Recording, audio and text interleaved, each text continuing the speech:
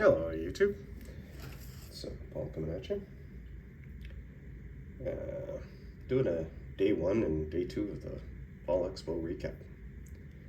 You can tell by my voice, I feel like death. And not like a warm, fuzzy, happy, going out in a blaze of glory type of death. This is pure misery. But that said, I've, yesterday I struggled through till about 2 o'clock and then I bailed. Get some rest, some fluids, and then today, I hung in there till about 1 and then I bailed so hard. So, as far as my time at the show, still haven't picked anything up for myself. Kind of enjoying saying I haven't picked anything up and then, people going, are you nuts? Like, you came all this way, you have to buy something. And it's like, well, not really. I mean, nobody really has to do anything, but alas, here we are. So yeah, I haven't picked anything out for myself. But I did acquire something. Yannick was kind enough to donate this Pedro Martinez postcard. It's autographed. Early Pedro Martinez when he was at the Expos, got the full mullet. Thank you, Yannick. This is going to be, centerpiece of my Pedro Martinez collection, which is kind of funny because, so to me, when he was with the Dodgers, not really important. The Expos, he became Pedro. Goes to the Red Sox. I become a Red Sox fan. Then he went to the Mets, and there's some weird feelings about that one, so that never happened. And I want to say he played somewhere else, but I can't remember where. But alas, yeah. So thanks to Yannick. Then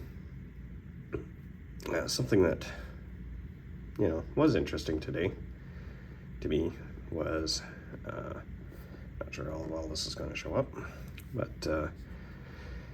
Met a gentleman.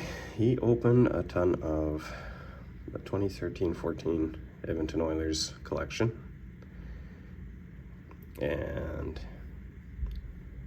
I am attempting the Franchise Inc.'s checklist, and it's 81 autographs, sticker autors, but 81 autographs nonetheless of what they felt was the best Oiler combination. Oops. Let's get rid of my mail and get down to the franchisings. Championship batters.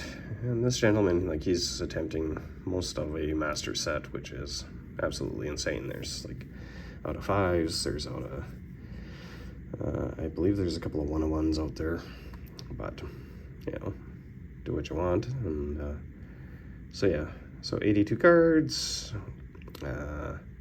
Not sure how well the odds show up, but basically, Upper Deck said they made 500 cases, which he did the math, and then with what he opened and what he said other people opened, the Group A, which is 1 in 3,000 packs, is under 10. So yeah, got some good knowledge from him on these. I'm missing like the Mark Messier, which is an A, which is the 1 in or out of 10. A couple of the B's, and yeah, so might have access to people that want to part with some more common cards that I need to flush out with the checklist. I didn't realize, but Jordan Eberle, Eugene Hopkins, Taylor Hall, and Yakupov were all redemptions. So those may or not all be out in the wild. It's hard to say. The set's 9 years old, so hard to say. And then the duos, I know there's one of these that was never made, so I can relax and never have to look at them again. So that was good. Got some knowledge. Yeah, made a hobby friend, because isn't that what this is really all about? I don't know. So did that, then I bailed. It's funny. Also met one of the dealers. He he's from my hometown. He and I actually played ball hockey together way back in the early 2000s. And then he formed his own team, and we competed against each other and sort of became frenemies. If you're a fan of the series Shoresy, encourage you to watch it. Some of that stuff sort of happened. You know, and it was just ball hockey. It wasn't even ice hockey. So, but yeah, kind of interesting to see how his collection, and he's got some really high-end stuff like Gretzky autos out of 5 from the Cup and stuff like that. So, but and then yeah, I got to see where I witnessed the trade last night, and I didn't think much of it. And then, so, you know, as I'm bantering with CD, as I like to call him, he shows me what he picked up, and lo and behold, it's one of these cards that I saw get traded last night. And I said, well, how much did you pay for it? And yeah, it's interesting to know that through 6 degrees of me, I know where a rare card wound up. And, you know, it's very interesting to me. What else? The Oilers are sucking hard.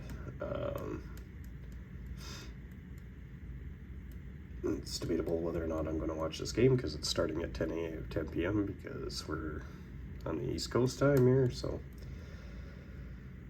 you know, might just pop some nighttime Neocitrin and call her a night. And, you know, it is what it is.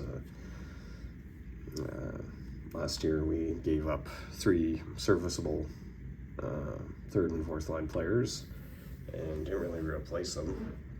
And then McDavid's hurt. The Vegas series, Vegas basically did to us maybe what we did to Calgary 2 playoffs ago, where just own them, and you know, now it's in their heads, and who knows what's going to happen. So, but yeah, it is what it is. It's hockey. I mean, yes, I would love to enjoy a 6th Stanley Cup, but okay, sir, I've been suffering since 1992, so what's another year, or 10, or 20, or never again in my lifetime. So yeah, that's all I got for that. But going back to, you know, not picking anything up, and it's not that there isn't cards there that would fit my collection. It's just there's priorities, and you know, there's some cards that I've picked up this year that I've shown off that, you know, they say that they put me in a timeout because, hey, we don't need to be spending that all the time. So I've had a good year collecting bodies, and this is more just an escape from reality. So yeah, I don't feel the need to have to collect anything. Like, there's some things that if I saw them, then yes, I would be proactive, but you know, they're out of 15 or out of 20 or 10 or 1, you know, so so just adding stuff for the sake of adding it, I kind of have zero interest. And you know, this might be a fever-induced delirium, but sort of have to think about, like, you know, what happens at the end. Like, tomorrow's not promised, so, you know, yeah, I could have every Oilers card that I could ever want, but, you know, I kick off tomorrow, and then what's going to happen? You know, it's just going to be a pain for my loved ones to deal with because they're not into it, and they probably wouldn't even know where to start. So, not that I meant to take this on a dark, twisted turn, but yeah, it is what it is. So, you know, so yeah, I don't want to just be a big hoarder. Like,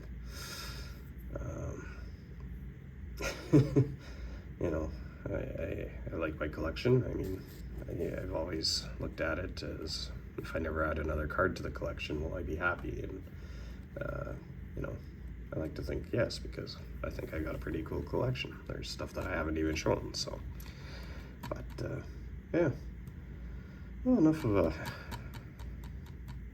cold medication fever induced ramble. But there you have it, my day 2 and 3 recap.